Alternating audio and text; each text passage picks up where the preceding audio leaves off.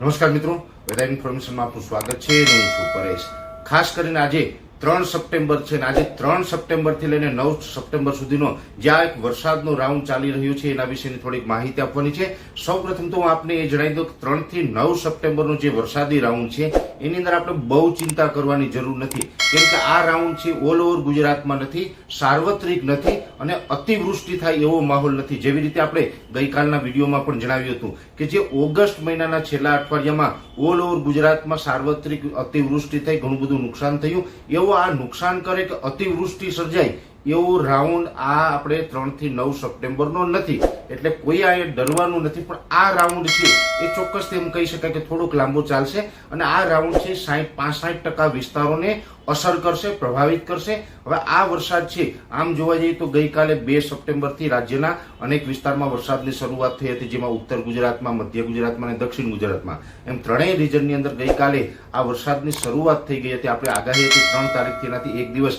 વહેલી આ વરસાદની શરૂઆત થઈ. આજે 3 તારીખે પણ આના વિસ્તારમાં થોડોક વધારો થયો છે, થોડીક તીવ્રતા પણ વધી છે. હવે આ રાઉન્ડ છે એ જેવી રીતે 9 સપ્ટેમ્બર સુધી ચાલવાનો છે, પણ આ રાઉન્ડ આવનારા 2 થી 3 દિવસ એનું પરફોર્મન્સ છે થોડુંક વધારે જોવા મળશે, જેમાં આવતીકાલે 4, 5 અને 6 તારીખ આ જે 3 દિવસ છે આ 3 દિવસ દરમિયાન રાજ્યના અનેક વિસ્તારોની અંદર વરસાદની તીવ્રતા થોડીક જોવા મળશે. જો કે આ તીવ્રતા જોવા મળશે કયા વિસ્તારમાં જોવા મળશે અને કેટલી જોવા મળશે, ત્યારે હું ચોક્કસથી આપને કહું કે આ વરસાદો જ્યાં જ્યાં પડશે ત્યાં અતિ તીવ્રતા જો કોઈ વિસ્તારમાં જોવા મળે એ વિસ્તારોની અંદર 4 થી લઈને 6 ઇંચ ભાગ્યે જ બની શકશે કે અમુક વિસ્તારમાં 6 ઇંચ કરતા વધારે વરસાદ પડે. બાકી 4 થી 6 ઇંચ વાળા વિસ્તારો છે એ મુજબનો અતિ તીવ્રતા હશે અને એનાથી જે બીજા નંબર ઉપર છે એમાં 3 થી 5 ઇંચના વરસાદ અને રાજ્યના મોટા ભાગના વિસ્તારોની અંદર 1 થી લઈને 2 ઇંચના વરસાદ. એટલે વધારે વિસ્તાર રાજ્યના એવા છે કે જ્યાં 1 થી 2 ઇંચ વરસાદ થશે. અમુક વિસ્તાર એવા છે લગભગ 4 થી 5 જિલ્લા એવા હશે કે જ્યાં 4 થી 6 ઇંચ વરસાદ પડે અને અમુક જિલ્લા એવા હશે કે જ્યાં 6 ઇંચ કરતા વધારે વરસાદ નોંધાય એવા લગભગ 1 થી 2 જિલ્લા જ નોંધાશે. એનાથી વધારે જિલ્લાઓ નથી. એટલે તીવ્રતાની દ્રષ્ટિએ ગયા રાઉન્ડ જેવું આમાં થવાનું નથી અને સાર્વત્રિક વરસાદ નથી. ખાસ કરીને વધારે વરસાદની જે તીવ્રતા જોવા મળે એવા જિલ્લાઓની વાત કરવા જઈએ તો ગઈકાલે પણ જણાવ્યું, તો આજે પણ હું આપને જણાવી દઉં કે સુરત, અંકલેશ્વર, ભરૂચ અને રાજપીપળા દક્ષિણ ગુજરાતના આટલા વિસ્તારો છે જેમાં એકંદરે આ રાઉન્ડ દરમિયાન વરસાદનું પરફોર્મન્સ સારું જોવા મળશે. મધ્ય ગુજરાતની અંદર પણ જોવા જઈએ તો અમદાવાદ, કપડવંજ, આણંદ, નડિયાદ અને બરોડા જેવા વિસ્તારોની અંદર આ વરસાદનું પરફોર્મન્સ સારું જોવા મળશે. સૌરાષ્ટ્રના જે ભાવનગર, બોટાદ, સુરેન્દ્રનગર અને મોરબી જિલ્લો છે એમાં પણ એકંદરે મધ્યમથી સારો વરસાદ બીજા કરતા જોવા મળશે. બાકી સૌરાષ્ટ્રમાં તો મોટા ભાગે છૂટાછવાયા ઝાપટા અને ક્યાંક હળવા વરસાદ પડશે અને ઘણા જગ્યાએ નહીં પણ પડે.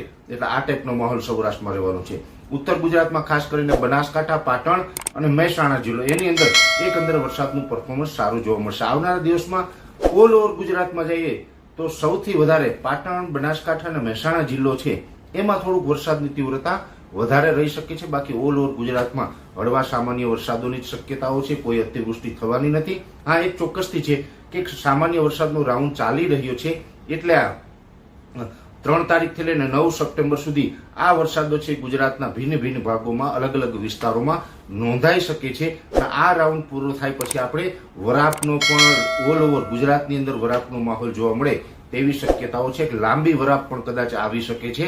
અને એ પછીના વરસાદો ક્યારે આવશે, કેવી રીતે આવશે એ સંપૂર્ણ આપણે નેક્સ્ટ વિડીયોમાં વાત કરશું. પણ ખાસ કરીને સપ્ટેમ્બર મહિનો એવો હશે, સપ્ટેમ્બરમાં પણ ઓગસ્ટની જેમ જ એકાદ તો ભારે રાઉન્ડ હજી આવશે.